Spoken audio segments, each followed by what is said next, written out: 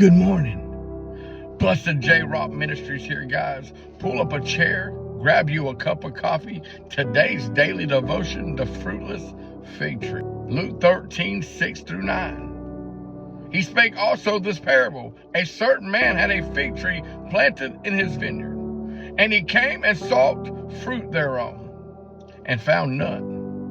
Then said he unto the dresser of the vineyard, Behold, these 3 years I come seeking fruit on the fig tree, and find none. Cut it down. Why covereth it the ground? And he answered and said unto him, Lord, let it alone this year also, till I have dug around about it, and dunged it, fertilized it. And if it bear fruit, well, and if not, then after that thou shalt cut it down. How many of you today know that we are supposed to be fruit-bearing trees? See, Jesus Christ is our advocate to the Father. He is pleading our case to God to give us more time to get our life in order. See, there are many parables that tell us what it takes to enter the kingdom of God. We know that in the parable of the 5 wise virgins that we must be reading our word, praying, keeping our oil lamp full, serving others, and watching for his return. But he also gives us talents in Matthew 25:14-30 that we are to use to bring others to the kingdom of God.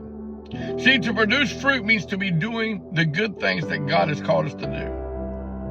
We also should be showing the fruit of the Spirit, which is love, joy, peace, patience, kindness, long-suffering, self-control, gentleness, meekness, and faith. But we have an advocate, a lawyer, who is praying to the Father, who is standing there pleading our case for us. He is an advocate for us. He is trying to give us time to get it right. But Judgment Day is coming.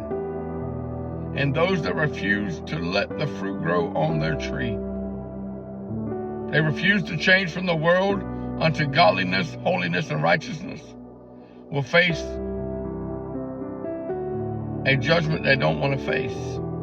Their tree will be cut off at the bottom of the roots and thrown in a fire because it refused to do what was commanded of us.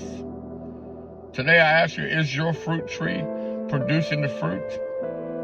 How many times Jesus has been pleading your case to God? You know, eventually that case will get thrown out of the courthouse.